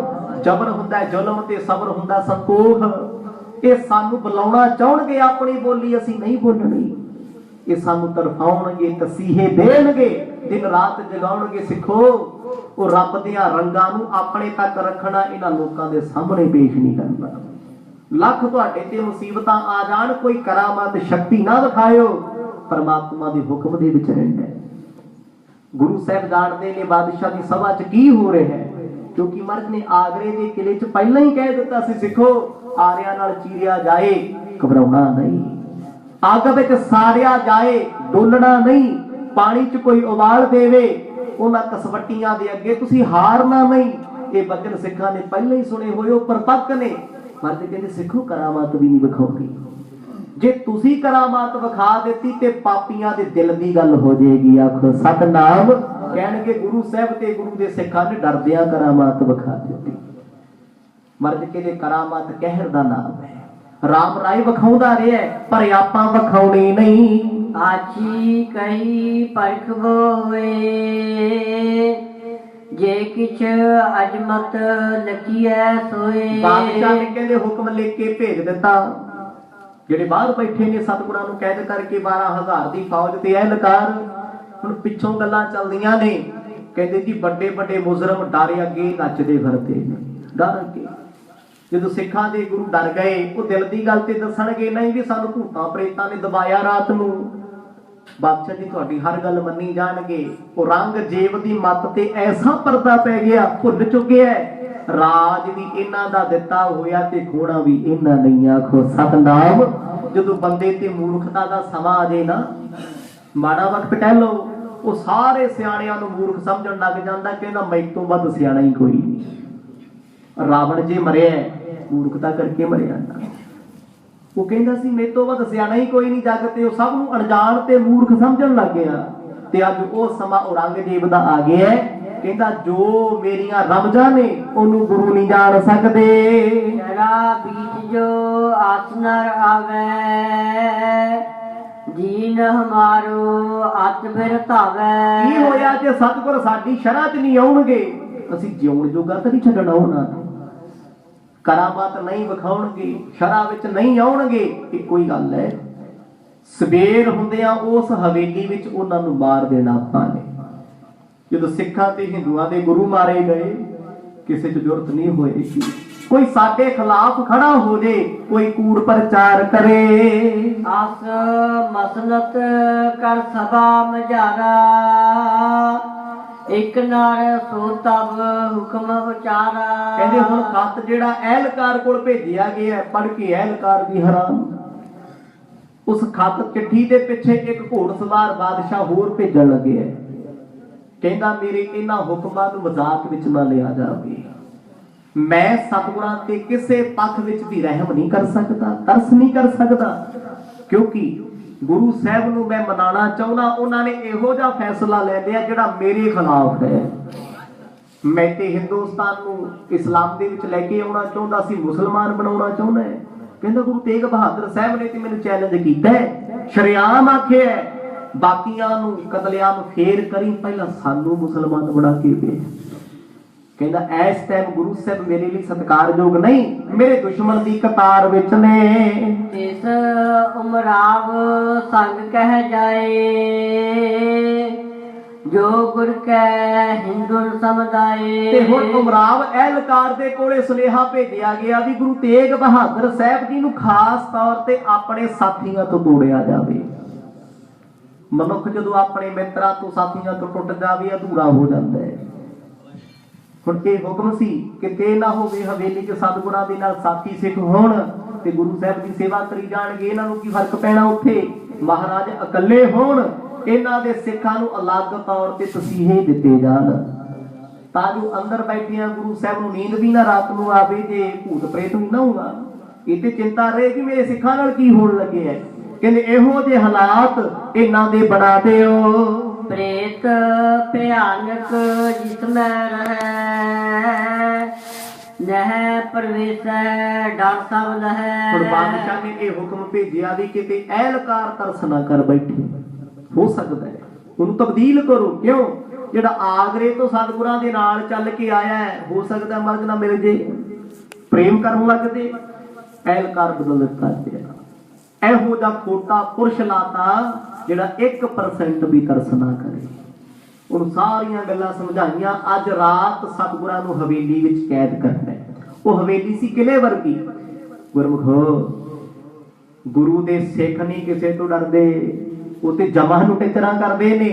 ਆ ਮੂਰਖ ਮਤੀਏ ਸਤਿਗੁਰਾਂ ਨੂੰ ਭੂਤਾਂ ਤੋਂ ਡਰਾਉਣ ਲੱਗੇ। ਆਖੋ ਸਤਨਾਮ। ਜਿਸ ਗੁਰੂ ਨਾਨਕ ਸਾਹਿਬ ਨੇ ਵੱਡੇ ਵੱਡੇ ਕੌਡੇ ਰਾਖਸ਼ ਤਾਰ ਦਿੱਤੇ, छोटे मोटे भूत प्रेत की ने उन्होंने, ये भी कोई कारण सी, क्योंकि इतिहास में जिन्नियां गल्लां आईयां उन्हां पिछे कोई रमज हुंदी है। सतगुर क्यों चले ने हवेली च? मर्द ने एक बार भी नहीं कहा सी उत्थे नहीं जाना सी, की कसूर कीता है? जदों सतगुरां नूं पता लग्या मर्द तैयार हो गए, कहंदे सिखो आही मौका उडीकदे सी। आखो सतनाम। उस हवेली विच भी मेरे सतगुर पातशाह नूं कोई याद करदा है, कोई चेते करदा है। ये सबब बनया ना मुलाकात का। गुरु तेग बहादुर पातशाह जी कहते सिखो परवाह ना करो, कोई तुहानू साडे तो अलग भी कीता जाए फिर भी डोलना नहीं। जिसमें जिस विश्राम करावो, एकल को अंतर प्रगसावो। सतगुरां दे वास्ते तैयारी की गई। हवेली नूं थोड़ा जा साफ कीता है, पलंगा लाता ते कह दिता गया हवेली के दरवाजे ते सख्त पहरा 100 मीटर की दूरी ते रखना है, क्योंकि नेड़े देख के कई बार हौसला हुंदा है, इन्हां नूं डराउणा है, इन्हां नूं धमकाउणा है। पर मेरे सतगुर बेपरवाह ने, वो ते जानदा ही नहीं उन्हां नूं कोई है कौन। औरंगजेब बादशाह की मत भ्रिष्ट हो गई ते मत ते पर्दा काजी मुल्लियां दे भी पिया होया है, वो भी नहीं जान सकते सी की करदे आ। छोटियां छोटियां खेडां नाल गुरु नहीं डरदा। मेरे सतगुर तिंदर भाव तिंदर वैर ने, जिन्हां दा वैर भी किसे नाल नहीं ते जिन्हां नूं डर भी किसे दा नहीं। तैयारी की गई। हुण ओहदे अंदर खाना पीना कुछ भी नहीं। स्पष्ट शब्दां विच औरंगजेब ने कहा अज दी रात भुखे प्यासे रखिया जावे ते उस हवेली दे हालात भयानक होण, कोई दीवा कोई लाइट उत्थे ना जगदी होवे। दीवा बत्ती मसाला जगाई जावे, हनेरा होना चाहिए। खूंखार बियाबान हनेरे विच सिखां दे गुरु बैठणगे, सवेर तक उन्हां दे विचार बदल जाणगे, डर डर के रात कटणगे। संगी किसके बहर उतारो, चाहो जिसमें नर गन सिर थारो। इसे तरह कीता गया। आउण सार हुक्म बादशाह दा सुनाया। एहलकार ने सतगुरां दे पंजे सिखां नूं गुरु साहब तो अलग कर दिता। कहते महाराज बेनती है, बादशाह ने कहा अज दी रात आप दी हवेली विच कटोगे ते तुहाडे प्यारे सिख तुहाडे तो दूर रहणगे। ਗੁਰੂ ਸਾਹਿਬ ਹੱਸ ਕੇ ਕਹਿੰਦੇ ਕੋਈ ਗੱਲ ਨਹੀਂ ਭਾਈ, ਰਾਤ ਹੀ ਕੱਟਣੀ, ਜਿੱਥੇ ਮਰਜ਼ੀ ਕਟਾ ਦਿਓ। ਆਖੋ ਸਤਨਾਮ, ਰਾਤ ਹੀ ਕੱਟਣੀ। ਸਾਧੂਆਂ ਨੂੰ, ਫਕੀਰਾਂ ਨੂੰ ਕਿਸੇ ਦਾ ਡਰ ਨਹੀਂ ਹੁੰਦਾ। ਜਿਹੜੇ ਡਰਦੇ ਨਹੀਂ ਉਹ ਕਦੇ ਸਾਧੂ ਨਹੀਂ ਹੁੰਦੇ। ਗੁਰੂ ਤੇਗ ਬਹਾਦਰ ਪਾਤਸ਼ਾਹ ਜੀ ਦਾ ਹੌਸਲਾ ਵੇਖ ਕੇ ਅਹਿਲਕਾਰ ਵੀ ਹੈਰਾਨ, ਪਰ ਔਰੰਗਜ਼ੇਬ ਤੇ ਉਹਦੀ ਸਭਾ ਜਾਣਦੀ ਵੀ ਸਵੇਰ ਹੁੰਦਿਆਂ ਗੁਰੂ ਸਾਹਿਬ ਦੇ ਵਿਚਾਰ ਬਦਲਣਗੇ, ਉਹ ਡਰ ਜਾਣਗੇ। ਕਿਉਂਕਿ ਗੱਲ ਬੜੀ ਮਸ਼ਹੂਰ ਸੀ, ਇਸ ਹਵੇਲੀ 'ਚ ਕੋਈ ਰਾਤ ਹੀ ਨਹੀਂ ਕੱਟਦਾ, ਇੱਥੇ ਤੇ ਦਿਨੇ ਨਹੀਂ ਆਉਂਦਾ। ਮੇਰੇ ਸਤਿਗੁਰਾਂ ਨੂੰ ਸਾਰੀ ਗੱਲ ਦਾ ਪਤਾ ਹੈ। ਬੇਪਰਵਾਹ ਹੋ ਕੇ ਸਤਿਗੁਰ ਕਹਿੰਦੇ ਅਹਿਲਕਾਰਾ ਜਿੱਥੇ ਮਰਜ਼ੀ ਛੱਡਿਆ, ਸਾਨੂੰ ਕੋਈ ਫਰਕ ਨਹੀਂ। ਜਾਗਤ ਰਹੋ ਕਰੋ ਤਕਰਾਈ, ਹੋਏ ਨਾ ਅਸ ਜੇ ਨਿਕਸ ਸਿਧਾਈ। ਹੁਣ ਇੱਥੋਂ ਤੱਕ ਹੁਕਮ ਸਖਤ ਨੇ ਬਾਦਸ਼ਾਹ ਦੇ। ਕਹਿੰਦੇ ਰਾਤ ਵੇਲੇ ਸਤਿਗੁਰ ਹਵੇਲੀ ਵਿੱਚ ਸੌਣ ਦਾ, ਇਸ ਚੀਜ਼ ਦਾ ਧਿਆਨ ਰੱਖਿਓ। ਸਿੱਖਾਂ ਦੇ ਗੁਰੂ ਸੌਣੇ ਨਹੀਂ ਚਾਹੀਦੇ, ਉਹ ਜਾਗਣਗੇ। ਜਿਉਂ ਜਿਉਂ ਰਾਤ ਕਾਲੀ ਅੰਧੇਰੀ ਹੁੰਦੀ ਜਾਏਗੀ, ਤਿਉਂ ਤਿਉਂ ਖੌਫ ਖਾਣਗੇ। ਇੱਕ ਬੰਦੇ ਦਾ ਸੁਭਾਅ ਹੈ, ਇਕੱਲਾ ਬੰਦਾ ਵੈਸੇ ਵੀ ਡਰ ਜਾਂਦਾ ਹੈ। ਡਰਦਾ ਕਾਹਤੋਂ? ਕਦੇ ਪਰਛਾਵਿਆਂ ਤੋਂ, ਆਪਣੇ ਸੋਚਾਂ ਤੋਂ, ਮਨ ਦੇ ਵਿਚਾਰ ਬਣਾਏ ਹੋਏ ਨੇ ਕਲਪਨਿਕ, ਉਹਨਾਂ ਤੋਂ ਡਰੀ ਜਾਂਦਾ ਹੈ। ਜੋ ਕੁਝ ਸੁਣਿਆ, ਜੋ ਕੁਝ ਵੇਖਿਆ, ਉਹਦਾ ਪ੍ਰਭਾਵ ਪੈ ਜਾਂਦਾ ਹੈ। ਸਾਈਕੋਲੋਜੀਕਲ ਬੰਦਾ ਘਬਰਾ ਜਾਂਦਾ ਹੈ, ਕਈ ਵਾਰ ਮੈਂਟਲੀ ਹਿੱਲ ਜਾਂਦਾ ਹੈ। ਪਰ ਅੱਜ ਇਹ ਥਿਊਰੀ ਸਤਿਗੁਰਾਂ ਤੇ ਵਰਤ ਰਹੇ। ਕਹਿੰਦੇ ਗੁਰੂ ਸਾਹਿਬ ਸੌਣ ਦਾ ਸਾਰੀ ਰਾਤ ਜਗਾ ਕੇ ਰੱਖਿਓ, ਖੜਕਾ ਤੜਕਾ ਕਰਦੇ ਰਹੇ ਹੋ, ਸਤਿਗੁਰਾਂ ਨੂੰ ਨੀਂਦ ਨਾ ਆਵੇ। ਅਹਿਲਕਾਰ ਨੇ ਆਪਣੇ ਸਿਪਾਹੀਆਂ ਦੀ ਡਿਊਟੀ ਲਾਤੀ, ਤੁਸੀਂ ਰਹਿਣਾ ਹਵੇਲੀ ਤੋਂ ਦੂਰ ਹੈ। ਜੇ ਤੁਹਾਨੂੰ ਆਵਾਜ਼ਾਂ ਵੀ ਮਾਰਨ ਸਤਿਗੁਰ, ਬੁਲਾਉਣ ਵੀ, ਕਿਸੇ ਨੇ ਕੋਲ ਨਹੀਂ ਜਾਣਾ। ਸੁਨਤ ਗਇਓ ਤਿਨ ਜਾਏ ਸੁਨਾਇਓ, ਹਾਜ਼ਰਤ ਏਵ ਹੁਕਮ ਫਰਮਾਇਓ। ਕਹਿੰਦੇ ਬਾਦਸ਼ਾਹ ਦੀ ਹੁਕਮ ਸੁਣਾ ਕੇ ਸਭਾ ਤੋਂ ਉੱਠ ਕੇ ਚਲਿਆ ਗਿਆ। ਬੜਾ ਮਨ ਕਰਕੇ ਖੁਸ਼ ਹੈ ਵੀ ਮੇਰਾ ਬਹੁਤ ਵੱਡਾ ਮਸਲਾ ਸਵੇਰ ਹੁੰਦਿਆਂ ਹੱਲ ਹੋ ਜੂ। ਮੈਂ ਸਤਿਗੁਰਾਂ ਨੂੰ ਗ੍ਰਿਫਤਾਰ ਵੀ ਕਰ ਲਿਆ। ਸਵੇਰ ਹੁੰਦਿਆਂ ਜੇ ਗੁਰੂ ਸਾਹਿਬ ਸਾਡੇ ਧਰਮ 'ਚ ਆ ਗਏ ਤੇ ਸਾਨੂੰ ਤੇ ਖੁਸ਼ੀ ਹੈ ਨਾ। ਗੁਰੂ ਸਾਹਿਬ ਦੇ ਆਉਣ ਦੇ ਨਾਲ ਨਾਲ ਲੱਖਾਂ ਕਰੋੜਾਂ ਹਿੰਦੂ ਮੁਸਲਮਾਨ ਬਣ ਜਾਣਗੇ। ਹੁਣ ਦੂਜੇ ਦਾ ਬੁਰਾ ਸੋਚਣ ਵਾਲਾ ਕਦੇ ਸੌ ਸਕਦਾ ਹੈ? ਔਰੰਗਜ਼ੇਬ ਬਾਦਸ਼ਾਹ ਆਪ ਕਿੱਥੋਂ ਸੌ ਜੂ? ਉਹਨੂੰ ਵੀ ਚਿੰਤਾ ਲੱਗੀ ਹੋਈ ਹੈ। ਜੇ ਗੁਰੂ ਸਾਹਿਬ ਨਾ ਮੰਨੇ, ਉਹਨਾਂ ਈਨ ਨਾ ਮੰਨੀ। ਸੋ ਉਮਰਾਵ ਗੁਰੂ ਸੰਗ ਲੀਨੇ, ਗਇਓ ਸਦਨ ਤਿਸ ਪੂਜਨ ਕੀਨੇ। ਕਹਿੰਦੇ ਲੈ ਕੇ ਸਤਿਗੁਰਾਂ ਨੂੰ ਅਹਿਲਕਾਰ ਫੌਜਾਂ ਸਮੇਤ ਹਵੇਲੀ ਦੇ ਦਰਵਾਜ਼ੇ ਕੋਲ ਲਾ ਲਿਆ। ਕਹਿੰਦੇ ਸਤਿਗੁਰ ਜੀ ਆਪ ਜੀ ਇਕੱਲੇ ਰਹੋਗੇ, ਸੰਘਰਸ਼ਣ ਤੁਹਾਡਾ ਲਾ ਦਿੱਤਾ ਗਿਆ, ਤੁਹਾਨੂੰ ਕਿਸੇ ਤਰ੍ਹਾਂ ਦੀ ਮਦਦ ਰਾਤ ਨੂੰ ਨਹੀਂ ਦਿੱਤੀ ਜਾਏਗੀ। ਇਸ ਕਰਕੇ ਤੁਸੀਂ ਆਪ ਸੋਚਣਾ ਹੈ। ਗੁਰੂ ਸਾਹਿਬ ਜੀ ਨੇ ਕੁਝ ਵੀ ਨਹੀਂ ਕਿਹਾ। ਸਿੱਖਾਂ ਨੂੰ ਵਿਛੋੜ ਦਿੱਤਾ ਗਿਆ। ਬੜੀ ਦੂਰੀ ਤੇ ਤੰਬੂ ਲਾ ਕੇ ਫੌਜਾਂ ਸਮੇਤ ਸਿੱਖਾਂ ਨੂੰ ਰੱਖਿਆ ਗਿਆ। ਹੁਣ ਸਤਿਗੁਰਾਂ ਨੂੰ ਹਵੇਲੀ ਵਿੱਚ ਭੇਜ ਦਿੱਤਾ। ਸ਼ਾਮ ਦਾ ਵੇਲਾ ਹੋਇਆ, ਸੂਰਜ ਢਲ ਗਿਆ। ਲੋਕ ਸੈਂਕੜੇ ਦੇਖਣ ਆਏ, ਤਰਜ ਤਰਜ ਕਰ ਸਰਬ ਹਟਾਏ। ਜਿਸ ਵੇਲੇ ਇਸ ਗੱਲ ਦਾ ਰੌਲਾ ਪਿਆ ਵੀ ਜਿਹੜੀ ਹਵੇਲੀ 'ਚ ਅੱਜ ਤੱਕ ਰਹਿੰਦਾ ਕੋਈ ਨਹੀਂ ਸੀ, ਗੁਰੂ ਤੇਗ ਬਹਾਦਰ ਸਾਹਿਬ ਨੂੰ ਉੱਥੇ ਭੇਜਿਆ ਜਾ ਰਿਹਾ ਹੈ, ਲੋਕਾਂ ਨੇ ਔਰੰਗਜ਼ੇਬ ਦੀ ਪਰਵਾਹ ਨਾ ਕੀਤੀ ਸਰਕਾਰ ਦੀ। ਲੋਕ ਇਕੱਠੇ ਹੋ ਗਏ ਵੇਖਣ ਵਾਸਤੇ। ਔਰੰਗਜ਼ੇਬ ਨੂੰ ਫੌਰਨ ਪਤਾ ਲੱਗਿਆ ਇਸ ਗੱਲ ਦਾ, ਉਹਨੇ ਫੌਜ ਭੇਜੀ ਵੀ ਲੋਕਾਂ ਨੂੰ ਪਿੱਛੇ ਹਟਾਇਆ ਜਾਏ। ਜੇ ਲੋਕਾਂ ਨੇ ਰੌਣਕ ਲਾ ਕੇ ਰੱਖੀ ਤੇ ਗੁਰੂ ਤੇ ਅਸਰ ਕੀ ਪਊਗਾ? ਖੋਸਾ ਕਨਾਬ, ਜੇ ਲੋਕ ਹੀ ਰੌਲਾ ਪਾਉਂਦੇ ਰਹੇ ਗੁਰੂ ਦਾ ਤੇ ਹੌਸਲਾ ਹੋ ਜਾਊਗਾ ਨਾ। ਫੌਜਾਂ ਲਾ ਕੇ ਕਹਿੰਦੇ ਲੋਕਾਂ ਨੂੰ ਪਛਾੜਿਆ ਗਿਆ, ਸਜ਼ਾ ਦਾ ਡਰਾਬਾ ਦਿੱਤਾ ਗਿਆ। ਡਰਦੇ ਲੋਕ ਪਿੱਛੇ ਹੋ ਕੇ। ਸੂਰਜ ਢਲਿਆ, ਸੂਰਜ ਛਿਪਿਆ, ਹਨੇਰਾ ਹੋਣ ਲੱਗ ਪਿਆ। ਦਿੱਲੀ ਮਹਿ ਪ੍ਰਵੇਸ਼ ਗੁਰ, ਗਏ ਹਵੇਲੀ ਮਾਹੇ। ਉਤਰੇ ਭਇਓ ਬ੍ਰਿਤਾਂਤ ਜਿਮ, ਕਹੋ ਕਥਾ ਪੁਨ ਤਾਹੇ। ਕਵੀ ਭਾਈ ਸੰਤੋਖ ਸਿੰਘ ਇਹ ਆਖ ਰਹੇ ਨੇ, ਕਹਿੰਦੇ ਗੁਰੂ ਤੇਗ ਬਹਾਦਰ ਪਾਤਸ਼ਾਹ ਜੀ ਜਦੋਂ ਦਿੱਲੀ ਦੀ ਹਵੇਲੀ ਵਿੱਚ ਪਹੁੰਚੇ, ਉਹ ਕਹਿੰਦੇ ਮੈਂ ਇਹਨਾਂ ਪ੍ਰਸੰਗਾਂ ਨੂੰ ਇੱਥੇ ਰੋਕਣ ਲੱਗੇ ਹਾਂ। ਇਤਿਹਾਸਕਾਰ ਉਹ ਹੁੰਦਾ ਜਿਹੜਾ ਸਾਰੇ ਪੱਖਾਂ ਨੂੰ ਲੈ ਕੇ ਚੱਲੇ। ਗਿਆਨੀ ਗਿਆਨ ਸਿੰਘ ਜੀ ਦੇ ਮੁਤਾਬਕ ਆਪ ਜੀ ਨੇ ਸਰਵਣ ਕੀਤਾ ਹੈ ਵੀ ਇਹਨਾਂ ਦਿਨਾਂ 'ਚ ਦਸ਼ਮੇਸ਼ ਜੀ ਅਨੰਦਪੁਰ ਦੀ ਧਰਤੀ ਤੇ ਆ ਚੁੱਕੇ ਸੀ, ਪਰ ਇਸ ਇਤਿਹਾਸ ਦੇ ਮੁਤਾਬਕ ਮਾਤਾ ਗੁਜਰ ਕੌਰ ਸਾਰਾ ਪਰਿਵਾਰ ਪਟਨੇ ਦੀ ਧਰਤੀ ਤੇ ਹੈ। बड़ी छोटी उम्र सतगुरां दी है, 8-9-10 साल दी।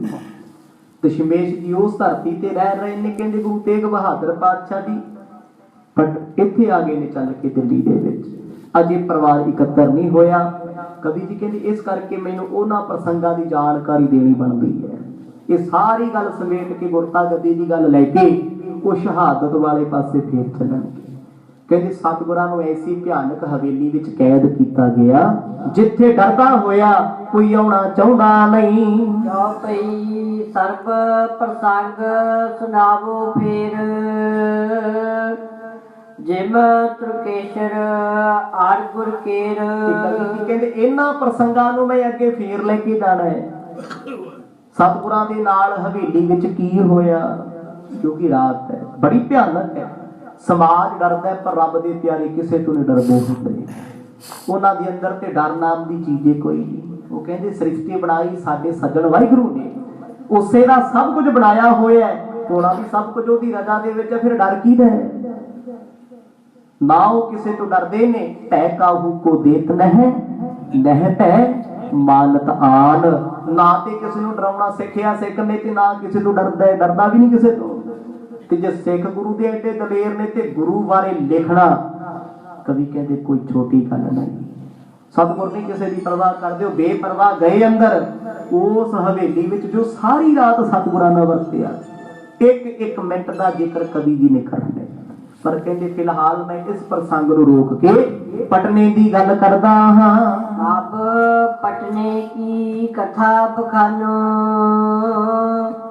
अवसर यहाँ कहन को जानो। कहते ये अवसर ये समा चंगा है जिस समय दे विच मैं ये दस दियां गोबिंद राय जी की कर रहे ने ते गुरु तेग बहादुर पातशाह जी केड़ी खेड़ वरता रहे।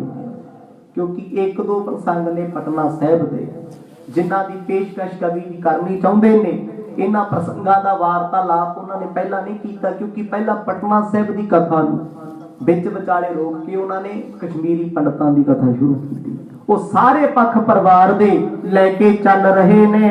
जब ते सतगुर सुध तज आए, तिन पीछे जिम खेल मचाए। गोबिंद राय जी की उम्र बड़ी छोटी है। जे पिता बेपरवाह ने ते अगों पुत भी बेपरवाह होके खेडदे ने। वो भी किसी का डर अपने दिल विच रखदे नहीं। नित शस्त्रन सो प्रेम करंते, जिस किस ते मंगवाए रखंते।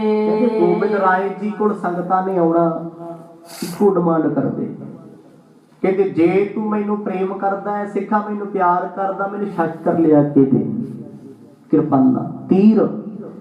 ते बच्चा की डिमांड करदा है, आम संसारी बच्चा को मैनू खिडौणे लिया के दे दिओ, मैं खेडना है। यही हुंदा 10-12 सालों तक खेडां ही खेडी कर। पर गोबिंद राय जी वाल वेख के सारे हैरान।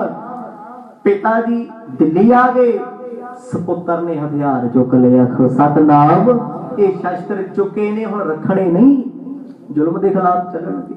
कहंदे जेड़ा सिख लिया के प्रेम नाल शस्त्र भेटा करिया करे, उन्हां नाल बड़ा प्रेम करदे ने। एक मंच पर राख टिकाए,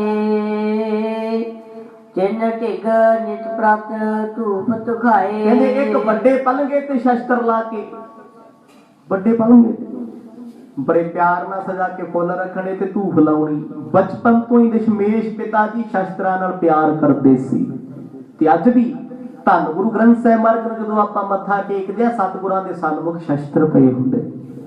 पहली नमस्कार उन्हां शस्त्रां नूं है, जिते शस्त्र नामं नमस्कार तामन, जिते अस्त्र भेन नमस्कार तेन।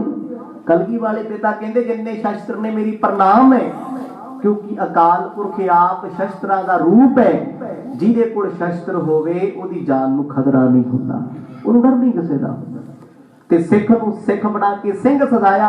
मर्द ने सानू दातरे किरपान दिती है रक्षा दे वास्ते। ते सिख दी निशानी भी है भी सिखा जे तेरे कोल गुरु दा शस्त्र है, एवें भेडां दे वस ना दी।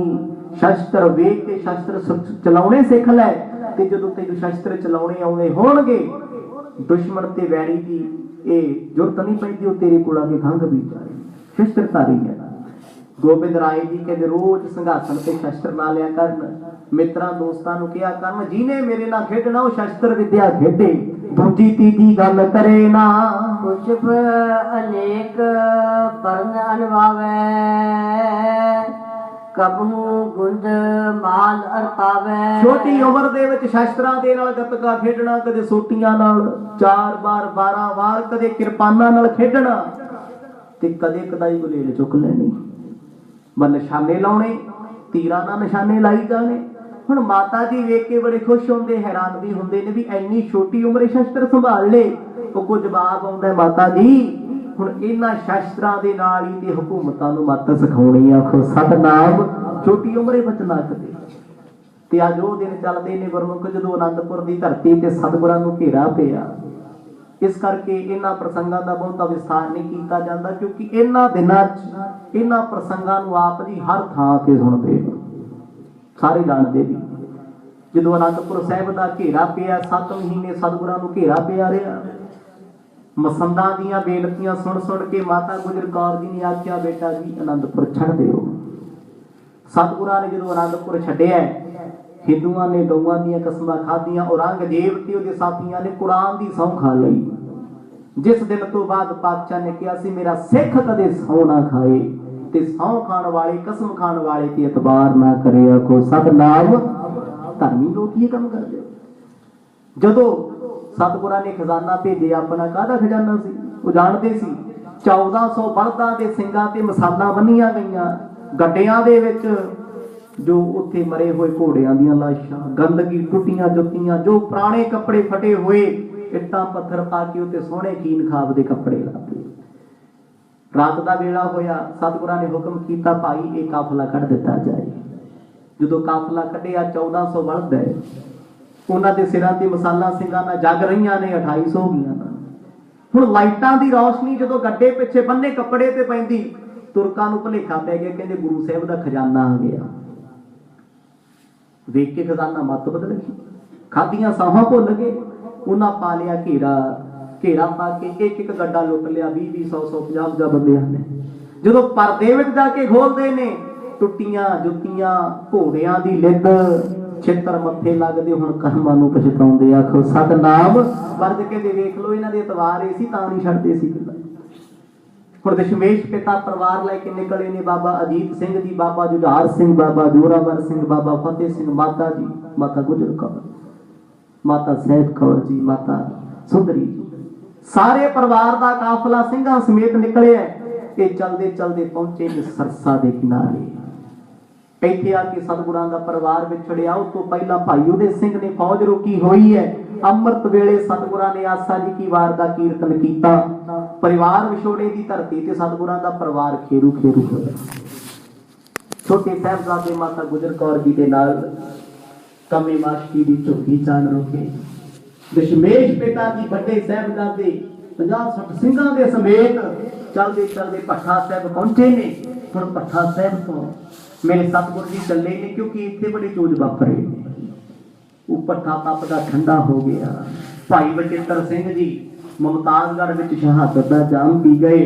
ਇੱਥੋਂ ਚੱਲ ਕੇ ਸਤਿਗੁਰ ਜੀ ਬੂਰ ਮਾਜਰੇ ਆ ਗਏ, ਜਿੱਥੇ ਆ ਕੇ ਦਸ਼ਮੇਸ਼ ਪਿਤਾ ਜੀ ਨੂੰ ਇਹ ਪਤਾ ਲੱਗਿਆ ਸਿੰਘਾਂ ਸਮੇਤ ਵੀ ਔਰੰਗਜ਼ੇਬ ਬਾਦਸ਼ਾਹ ਨੇ ਕਈ ਲੱਖ ਦੀ ਫੌਜ ਦਿੱਲੀ ਤੋਂ ਭੇਜੀ ਹੋਈ ਹੈ।